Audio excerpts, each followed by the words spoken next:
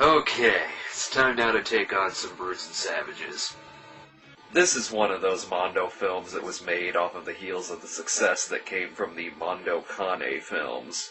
A lot of the other lesser-known Mondo flicks like this one I haven't seen before, such as Sweden, Heaven, and Hell, or Sex O'Clock USA, but I'm just going to assume that they look like a snuff film compared to Brutes and Savages. There's no denying the fakeness surrounding most of Mondo Kane, but at least those films were shot and presented in a sort of valid authenticity that left a few people fooled. But if you're fooled by anything in Brutes and Savages, then you wear diapers and foil hats. I could already tell I'd hate this piece of shit just from looking at the box cover. See, 1001 Forbidden Scenes. That's fucking impossible. Do you know how fucking long that movie would be? Endorsed by the Institute of Primitive Arts and Cultures. That institute doesn't fucking exist. In fantastic brute sound. So what does that mean? If I turn it up too loud, is the speaker gonna punch me in the face? The uncivilized version. Well, that just speaks for itself.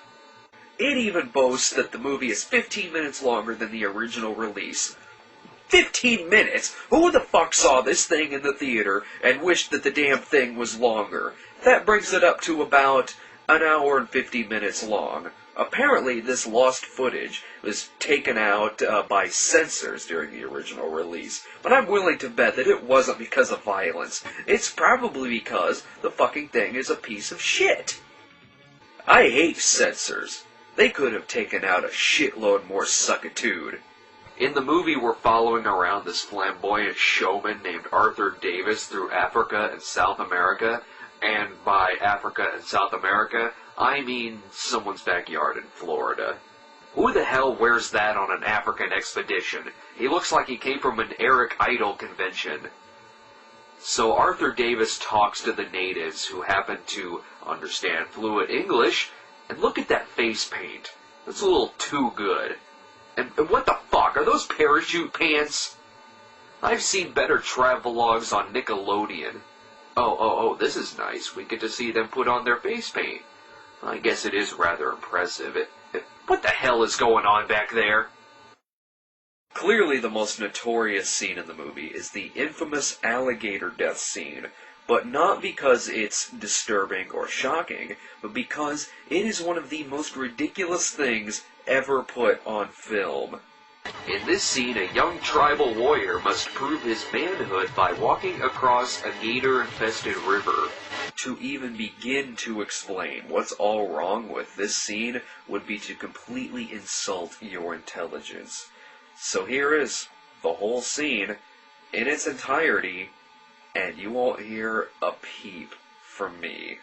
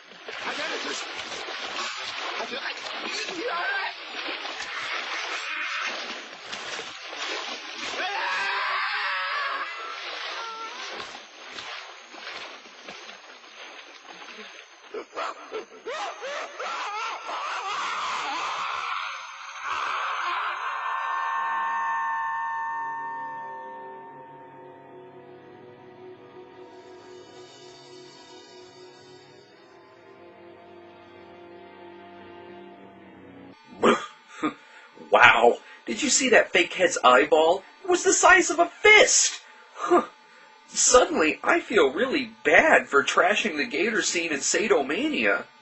God damn it, I really don't want to follow Arthur Davis anymore. I fucking hate this guy. So he goes to meet some dude in order to get permission to film inside of an erotic sculpture museum, but then we find out that this guy is a brain surgeon. So naturally, we gotta see this guy operate. That actually looks kind of realistic. I don't know about this scene. Let's get back to the bad stuff. Okay, here's your erotic sculpture museum. I think Arthur Davis looks a little too excited here. Maybe they have the penis cake from Caligula.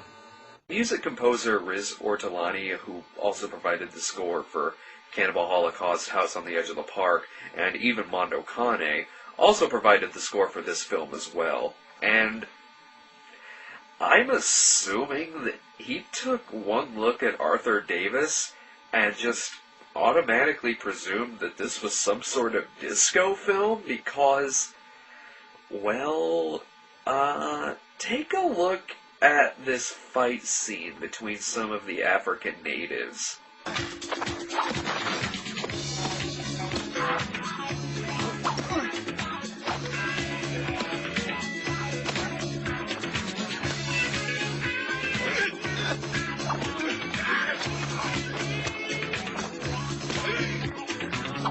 I didn't add that soundtrack.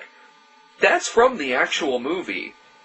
But, you know, no matter how bad a movie is, you always kind of got to give it up for them if they have a funky soundtrack. Because, I mean, well, that's just common courtesy. Well, at least there's no animal fucking in it. Oh, shit. Wait a minute. Does end at a 10-minute orgy with llamas. How could I have forgotten about that?